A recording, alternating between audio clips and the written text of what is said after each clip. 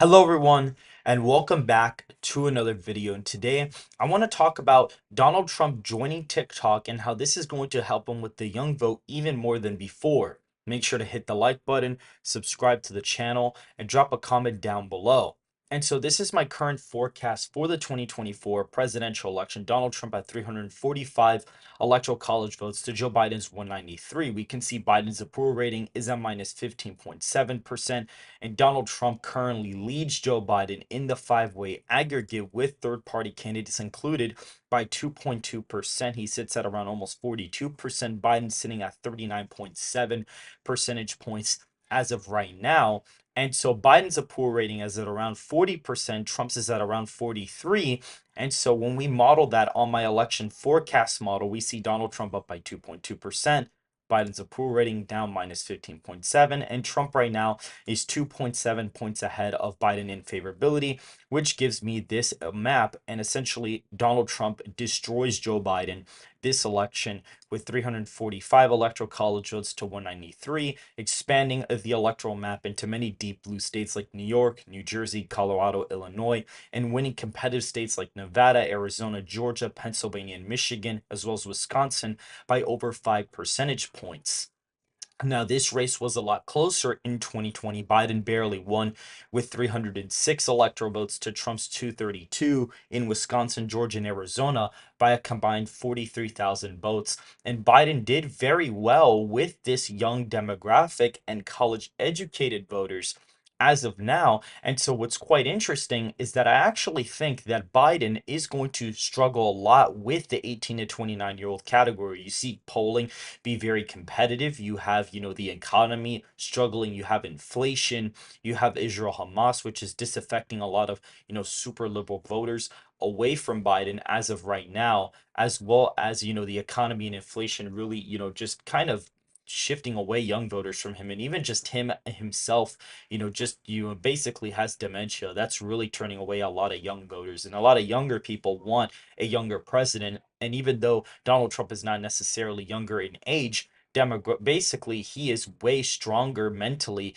compared to the incumbent president. It's just objectively true. You can see the night and day difference between both candidates. And so clearly, he's going to do a lot better with the young vote. At least Donald Trump is. Now, is he going to win it outright? Probably not. But let's say, he does. And I've actually modeled it out on this election map. Let's say Donald Trump barely edges out the 29, 18 to 29-year-old voters, but does a lot worse with 65 plus voters, which could possibly happen. So let's say 65 plus completely falls out for Trump. He goes from plus 12 to plus 6, but the 18 to 29-year-old group votes for him by 4 points, which is the highest polling, amount he's gotten with that demographic. The highest, lead he's had with these voters actually ahead by 4 points in a poll, from a couple months back. So for the sake of the video, let's say he's leading by 4.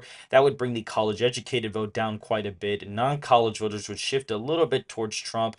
You'd see the female vote get more Democrat, males would get a little bit more Republican. You'd see lower income groups go, a little bit more Republican, not necessarily flip, but they would go more Republican. And you'd see 100K plus voters kind of shifting more Democrat, and you'd see the white vote barely shift to the left.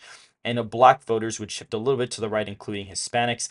That puts Donald Trump winning the electoral college with 313 electoral votes to 225. So if Trump outperforms with young voters, just that demographic alone, if he's severely outperforming with that group, this is the electoral map you get. You have Wisconsin, Pennsylvania, likely Iowa, Ohio, Florida, and Texas are almost safe states on the map, especially Iowa, Ohio, and Texas.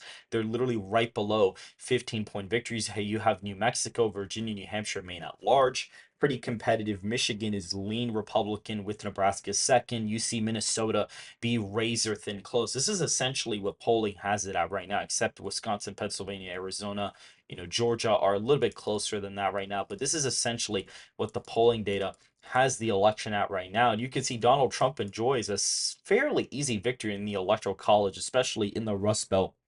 He overperforms here quite significantly. On the Sun Belt is also a pretty easy victory for him as well. And he even has the opportunity to pick off Minnesota in this hypothetical scenario. And that's why him joining TikTok was the smartest thing for him to do. You could see that right now my forecast basically shows a similar map with a couple more states flipping. However, it does boost his total quite significantly higher. And you do see Donald Trump did join TikTok. He currently has 2.2 million followers in less than 24 hours. Biden, on the meanwhile, has less than like 400,000, and Trump passed him like within 6 hours. And that account has been around since 2020.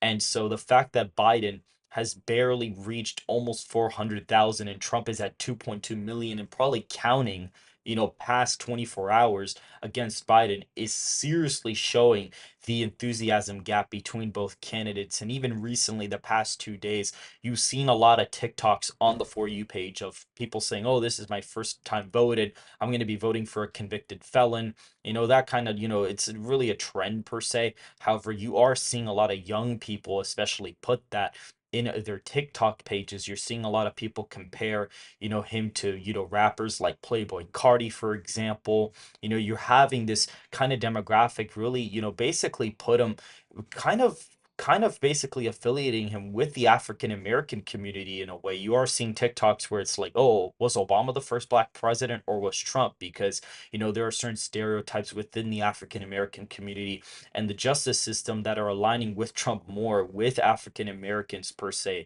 than even President Obama. So you're kind of seeing that play out on social media, which I think is generally probably going to give Trump about a point boost in the national aggregate. I actually expect him to probably gain half a point to a point after joining TikTok. That is how large an effect it actually has. I'm not saying he's going to boost 5 points, but I think he will actually gain about half a point, upwards of a point in the national aggregate. So you could see Maine at large start getting competitive. You could see Colorado and Illinois drop below 5 points. Even New York, I mean, the polling data has this state semi close. Biden only leads by 6 points in an Emerson College poll in the state of New York. Right now, my election forecast has it as an 11-point victory due to the state being heavily Democrat, but I could be very wrong. The state could be more competitive, especially as polling is indicating that it is lower than an 11-point victory. And so that is basically it for this video. I want to do a quick analysis on how the young vote is actually helping Donald Trump this cycle and how him joining TikTok is going to be a significant boost to his campaign that will make the current forecast even more possible than ever before. And so if you guys haven't subscribed yet, make sure to subscribe to the channel, like the video, and make sure to drop a comment down below, as well as following the Twitter and joining the Discord server in the description down below. And I will see you guys very, very soon.